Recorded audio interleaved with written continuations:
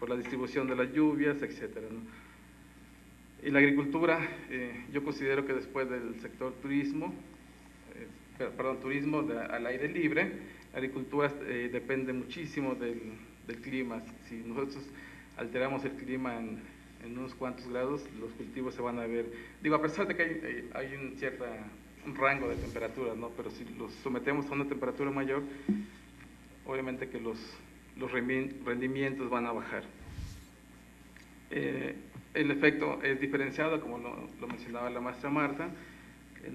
Para los países, por ejemplo, del hemisferio norte, van a tener más días libres de frío y obviamente la producción se va a incrementar. Sin embargo, los estudios a nivel mundial y a nivel México señalan que nuestra agricultura se va a ver bastante afectada. Y como saben, nuestra agricultura depende mucho del cultivo del maíz. Y la mayor parte de nuestra agricultura es de temporal, ¿no? El 75%. Y el reto para el sector agropecuario en sí no podría ser menor. A nivel mundial, la población de 7.000 millones que somos ahorita va a crecer a 9.000 para el 9.100 millones para el 2050. El problema es que tiene que producir el 70% más, pero utilizando la misma superficie del suelo. La misma superficie que ya tenemos ahorita bastante degradada, también ya se mencionó, degradada química, física, biológicamente. Entonces ese va a ser el reto del sector agropecuario, producir más alimentos con la misma frontera agrícola. Y como les decía, el cambio climático y la variabilidad climática agregan un factor más de estrés a los sistemas de producción agrícola. También ya se mencionó que los cambios proyectados en los patrones de lluvia en nuestro país, sobre todo hacia el norte, es que disminuye la precipitación y se incrementa la temperatura. La mayoría de los modelos así lo señalan. Es más, ya estamos viviendo los efectos, ¿no? ¿Quién no recuerda la sequía del año pasado, ¿no? Sobre todo Coahuila, que se vio afectada, ¿no? Fue un año bastante atípico. Se dice que tenía 50 años que no se presentaba una situación similar. Por otro lado, los ecosistemas forestales también pueden verse afectados por el cambio en la temperatura, en el ciclo hidrológico y en la frecuencia e intensidad de fenómenos extremos. Un incremento en la temperatura generaría un desequilibrio en la población de plagas y enfermedades. Hay un ejemplo que siempre me gusta dar, que es de un escarabajo en el norte de Estados Unidos, que su control natural normalmente ha sido los inviernos fríos. Sin embargo, cuando no se presentaron los inviernos fríos hasta hace unos años, la población se disparó y ha afectado hasta 15 millones de bosques de pinos en Estados Unidos y parte de Canadá. Y obviamente las emisiones se han disparado bastante por ese efecto. Obviamente la pérdida de cubierta forestal disminuye las tasas y ritmos de infiltraciones. Eso lo vimos cuando hemos tenido lluvias torrenciales en el sureste mexicano, como en Chiapas hay deslaves que provocan incomunicaciones, ¿no? Para el 2020, de acuerdo a los escenarios tendenciales, se espera un aumento en el clima cálido húmedo, lo cual podría ser favorable para selvas y bosques de selvas bajas principalmente. Obviamente también se espera que se altere en la composición de las especies, ¿no? Como ya lo mencionó el doctor Monterroso. Y a nivel nacional se han hecho bastantes, yo considero que se han hecho bastantes acciones. La estrategia, el Programa Especial de Cambio Climático señala que en la parte de vulnerabilidad y adaptación se aborde de tres maneras, que primero es evaluar la vulnerabilidad actual, y evaluar los costos, de ahí crear capacidades, y en una tercera etapa, desarrollar proyectos ya de adaptación. Sin embargo, hay investigadores del CCA que señalan que ya deberíamos empezar a tomar medidas de adaptación. No deberíamos esperar tanto. Por otro lado, la maestra Marta Lucía señalaba que la adaptación debe ser desde lo local hasta lo global, y estoy completamente de acuerdo, y así lo hemos marcado como ustedes saben, la Semarnat a través del INE está desarrollando lo que son los programas de acción climática a nivel estatal y también a nivel municipal, ¿no? Y siempre hemos creído que la adaptación debe de diseñarse desde lo local, porque son quienes lo viven más de cerca, ¿no? Y quienes saben cómo adaptarse, ¿no? Ante un fenómeno como el cambio climático. Como también lo mencionó el doctor Monterroso, se está desarrollando la Estrategia Nacional de Cambio Climático, la Estrategia Nacional de Adaptación, el INDA y diferentes instituciones, INTA, CONAGUA, etcétera. Y uno de los temas que se están abordando allí como prioritarios es la agricultura, el recurso hídrico, los sistemas forestales, entre otros. Se está creando el Atlas Nacional de Vulnerabilidad ante el Cambio Climático y que la idea es que se publique este año. Estamos elaborando este año la quinta comunicación nacional y bueno, se tiene que presentar a finales de este año. Y es impresionante la cantidad de información que se ha generado en el país, porque nosotros, bueno, yo estoy en el lado de comercial de mitigación y se le pide información a las dependencias y de verdad que es impresionante la información que se ha generado, estudios, proyectos, etcétera, ¿no? Medidas, sobre todo, medidas de mitigación en diferentes sectores.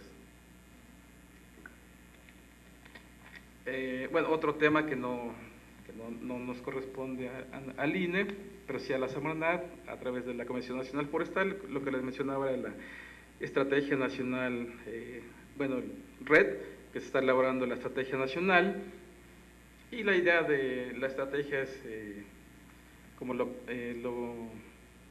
se acordó en los acuerdos de Cancún, la estrategia debe de enfocarse en diferentes fases, que primero es la creación de capacidades, la creación de políticas, el fortalecimiento institucional, desarrollar proyectos pilotos. En ese sentido ya se están desarrollando varios proyectos pilotos y mucha de la ayuda internacional viene en ese sentido, ¿no? De crear capacidades en las zonas donde pueden desarrollarse dichos proyectos, y en una tercera etapa es llevar proyectos ya en todo el país.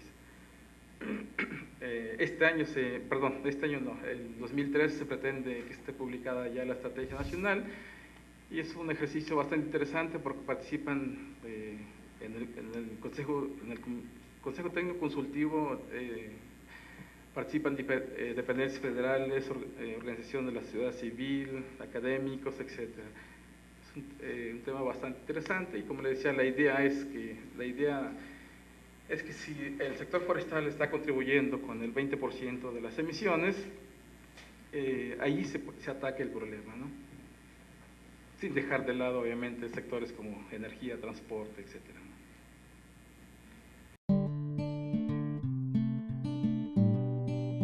Yo quisiera hacer dos reflexiones que me parecen interesantes después de haber oído a Alejandro y Aquileo. Una es en el sentido de realmente conocemos cuál es la situación de la relación de este ciclo que puede suceder de certificación, degradación, cambio climático. Realmente hemos pensado en México la necesidad urgente de entrar en procesos de investigación de cuál va a ser el comportamiento de estas situaciones en las diferentes regiones del país.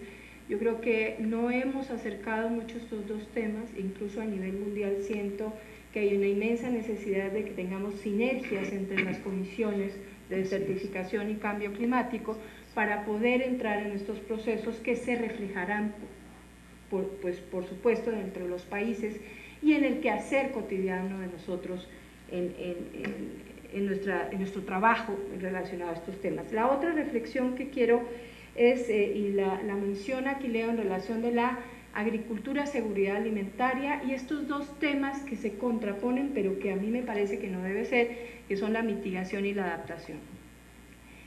Agricultura tiene este tremendo desafío de la seguridad alimentaria. Es decir, Nosotros no nos podemos olvidar de eso, no son los malos o no somos los malos del paseo, los que estamos desde el lado, desde el punto de vista de la necesidad de producir alimentos, ¿sí? Tenemos una situación difícil, la tenemos difícil, pero necesitamos hacer como una conjunción, una unión entre estos temas de mitigación y adaptación y casar estos dos elementos, no poner estos dos procesos por separado dentro, por lo menos desde el punto de vista del sector agropecuario, porque cometemos el error de que los agropecuarios nos salgan con la historia desde los productores hasta los tomadores de decisiones con que a mí eso no me toca.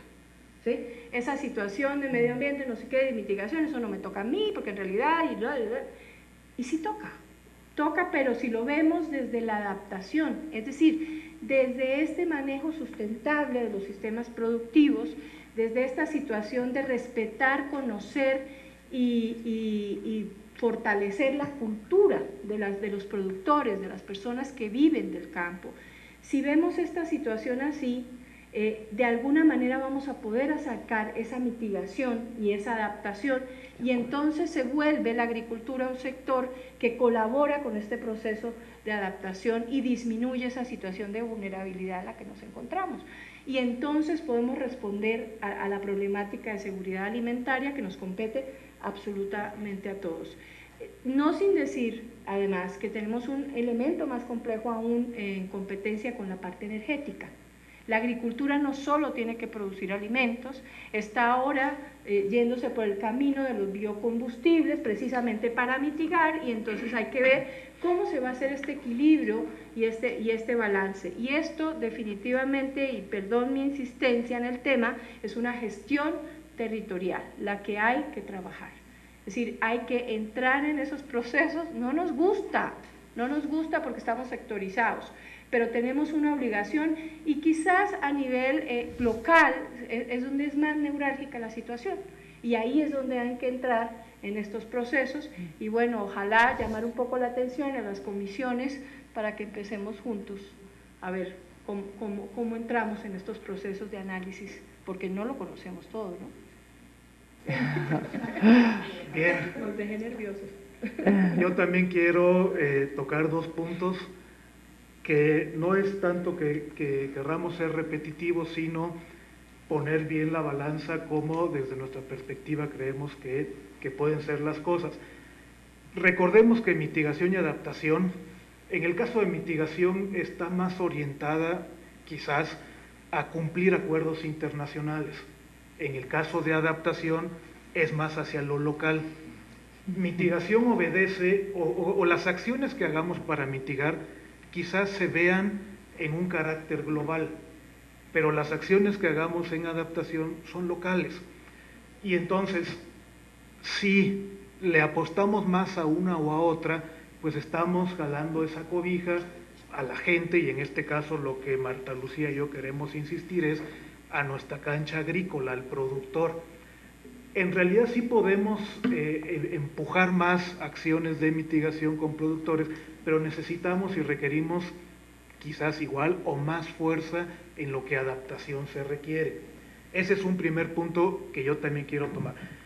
Pero también, retomando el tema de vulnerabilidad, hay una línea, hay una forma de hacer los estudios que es impactos primero, conozco yo qué es lo que significa el cambio climático en impactos, luego la vulnerabilidad y después la adaptación, y eso se le llama algo así como estudios IVA, impactos, vulnerabilidad o adaptación. Pero hay otras formas, ¿no? Hay quien me diga, por ejemplo, primero estudio la vulnerabilidad, luego el impacto y luego la adaptación, estudios vía. No importa cómo, yo quiero insistir, debemos de tener la V de vulnerabilidad dentro de nuestros estudios. No nos debemos de quedar, o no es fácil quedarse en el impacto y luego la adaptación. Yo creo que sí es necesario hacer una pausa, y en esa pausa de los impactos y todos los estudios que decía Aquileo hace un momento, estudiarlos realmente, qué es lo que se ha encontrado, integrarlos en un estudio de vulnerabilidad, que ese estudio nos permita entonces sí transitar a algo de adaptación que se requiera desde lo local. La adaptación, puede haber una política pública de adaptación, pero siempre tiene que bajarse a condiciones muy concretas y muy locales. Si de un estudio de impactos traducimos hasta la adaptación, quizás no estemos enfocando bien el eje de cómo lo queremos hacer. Por eso insisto en este punto de vulnerabilidad, y como decía Aquileo, estos estudios son bien importantes en el caso del sector agrícola. Yo ahí lo dejo, mis dos participaciones, para dar motivo a Aquileo y las preguntas. Gracias. Otra idea que también no cuesta mucho, que es el aprovechamiento de las excretas de ganado a través de los biodigestores, que hay todo un programa ya de FIRCO, de Zagarpa, y digo, no van peleados, o sea, no es muy complicado aplicarlos. También el tema que mencionaban, el de biocombustibles, como quien nos recuerda que tuvo mucho boom por 2008-2009. Sin embargo, cuando la comunidad internacional se dio cuenta que una vez que se analiza todo el ciclo completo de la producción de biocombustibles, no era la solución para reducir emisiones. Entonces, de ahí que el boom haya bajado considerablemente. Entonces, como les decía, el sector agropecuario tiene esa doble función de producir alimentos, sin embargo lo puede hacer también de manera limpia, de manera sustentable.